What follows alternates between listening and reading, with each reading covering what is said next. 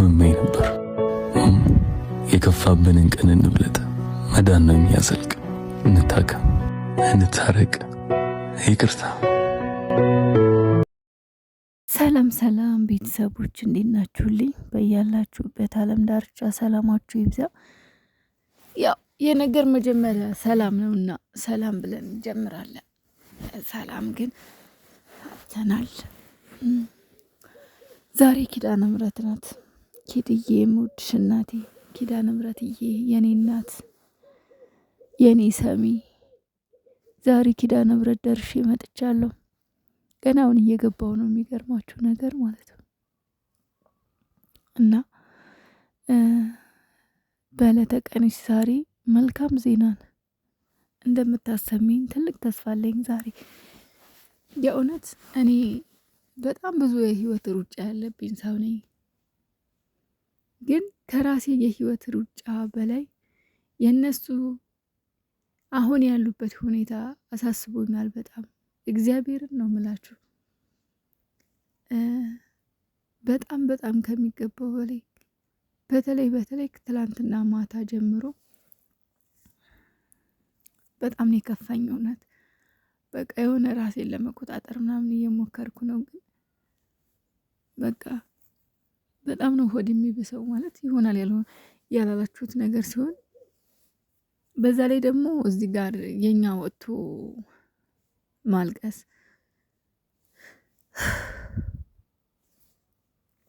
ወይም ደግሞ እዚህ ጋር የኛ ወጥቶ መጨነቅ ሌሎች ኦዲየንሶችን፣ እኛስ በቤታችን ነው ያለነው። ምንም ብንሆን ብንጨነቅም ከሰው ጋር ከቤተሰብ ጋር ነው ያለነው። ግን ደግሞ ቤተሰብ አጠገባቸው የሌሉ፣ ወንድም አጠገባቸው፣ ዘመድ የሌለ አጠገባቸው፣ ሰው ቤት ከሰው ከስራ ጋር የሚታገሉ ሰዎች አሉና እነሱን ማስጨነቅ ነው። ብቻ ግን ሁላችሁም የህሊና ጸሎት አድርጉ በየሃይማኖታችሁ።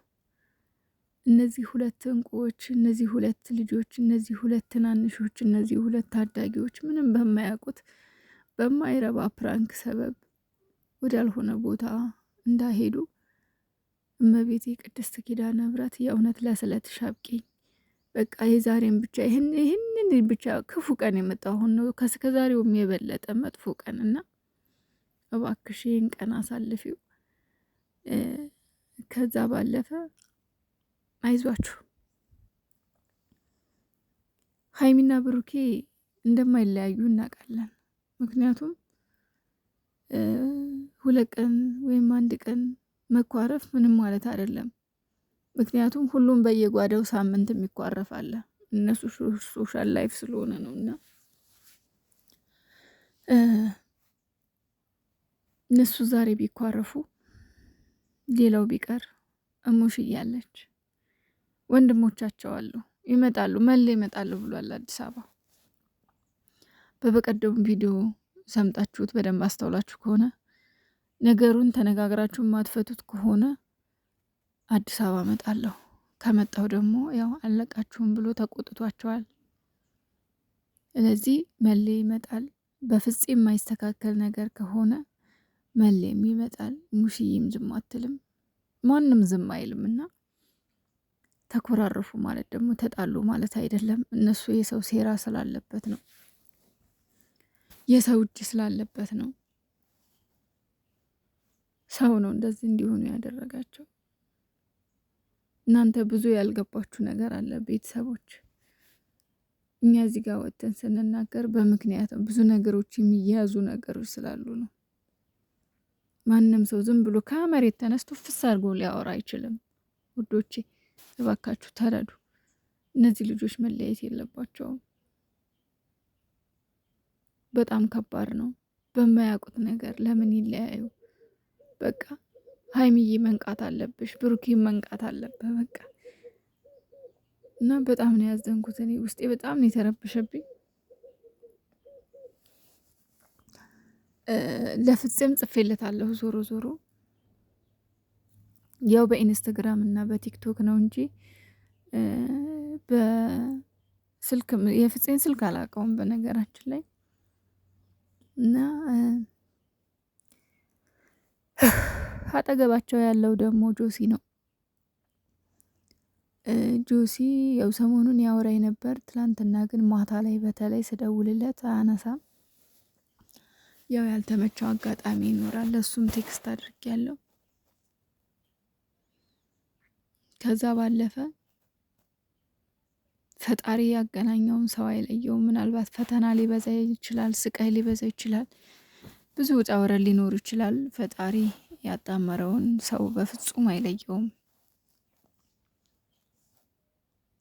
ግን እኛ ግን ሰዎች ምን ያክል ክፉዎች ነን! የእውነት እኛ ማለት እኮ ማለት ነው በቃ እኔ እንጃ ይሁን በቃ ሰይጣንን የሚያስንቅ የሰይጣንን ስራ የሚያስንቅ ስራ ነው የምንሰራው። በቃ በጣም ይገርመኛል። እኔ የማንም ጥላቻ የለብኝም። እኔ የማንም የግል ጥላቻ የለብኝም። የት አውቃቸዋለሁ? የት ያውቁኛል? ለምን ብዬ ነው ከነሱ ጋር ጸብ ውስጥ የምገባው? ለምንድን ነው የምጣላው ከነሱ ጋር? በምክንያት ነው። ያለ ምክንያት ለምን እጣላለሁ ከነሱ ጋር? ማንንም ከመሬት ተነስቼ አይደለም እንደዚህ ነው እንደዚህ ነው ያልኩት። ግን በቃ በጣም አቃጠለኝ ሁኔታቸው ምናምን፣ ሴራቸው፣ ያሴሩት ሴራ።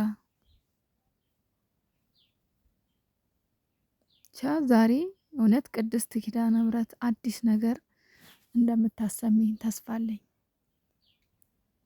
በዚህ ሁኔታ በጣም ነው የሚከብደው። ምክንያቱም ብዙ ሰዎች እየታመሙ ነው። ብዙ እህቶቼ ስቃይ ላይ ነው ያሉት በእነሱ ምክንያት። ግን አሁንም ደግሜ ደጋግሜ መናገር ልነግራችሁ የምፈልገው ነገር ተረጋጉ እስኪ። በትዕግስት እንጠብቃቸው። በጸሎት በትዕግስት በዱዓ እንጠብቃቸው። የእናንተ ማልቀስና ማዘን ለእነሱ መፍትሄ ሊሆን ስለማይችል እባካችሁ ተረጋጉ። እስኪ አትዘኑ። እውነት አንዳንዴ በጣም ያሳዝናሉ። በእርግጥ ነገሮች በቃ እኔ በጭራሽ እንደዚህ ይሆናል ብዬ አላሰብኩም። እውነት ለመናገር እኔ ከትላንት ወዲያም ትላንትና እስቲል እስከ ማታ ድረስ በቃ ምንም አልመሰለኝም። ማለት በቃ ሀይሚ ፕራንክ ያደረገች ነው በቃ አይሆንም፣ እንደዛ ነበረ ሳስብ የነበረው። ግን እየተጻፈልኝ ያለው ነገር እነሱ እየሆኑ ያሉት ነገር በቃ ብዙ ነገር ተመሳሰለብኝ፣ ብዙ ነገር ተያያዘብኝ። በቃ ዝም ብዬ ማለፍ አልፈለኩም። ገባችሁ? እና እባካችሁ ፍፄም መሌም ሀብትሽም ዝም አትበሉ። መሌ በእርግጥ ይመጣለሁ ብሏል። ማንም ዝም እንደማይል ተስፋ አለኝ። በፍጹም ዝም አይሉ። የባሰ ነገር የከፋ ነገር ከዚህ በላይ ዝም እንደማይሉ አውቃለሁና እስኪ እስከ ማታ ደግሞ እስከ ዛሬ ማታ በተስፋ እንጠብቅ። እኔ በጣም ያሳዘኑኝ ደግሞ አሉ። ትላንትና እኔ ያው ብዙ ጊዜ ገስት አልሰቀልም ቲክቶክ ላይ፣ ግን ከስራ አዳምጣቸዋለሁና ማታ ቀን ማለት ከምሽት ማለት ነው፣ ሌሊት ሳይሆን በውጪ 4 ሰዓት ማለት በኢትዮጵያ 10 ሰዓት ከቀኑ ማለት ነው። እና ቀኑ አልደርሳ ላይ እያሉ በጣም ይጨነቃሉ። በምን እንቆይ እነሱ እስኪመጡ፣ ሰዓቱ አልደርሳ ላይ፣ ቀኑ አልደርሳ ላይ፣ ቀኑ ረሸብኝ፣ ረዘመብኝ፣ በቃ እንደዛ ሲባባሉ ነበርና ማታ ደግሞ ጭራሽ ጥርግ ብለው ሲጠፉ ምን ያክል በቃ ወሽመጣቸው ምን ያክል ይቆረጣል፣ ምን ያክል ያዝናሉ የሚለው ነገር በጣም ነው አይምሮ ላይ የተቀረጸውና አይዟችሁ ውዶቼ፣ ፈጣሪ ያውቃል።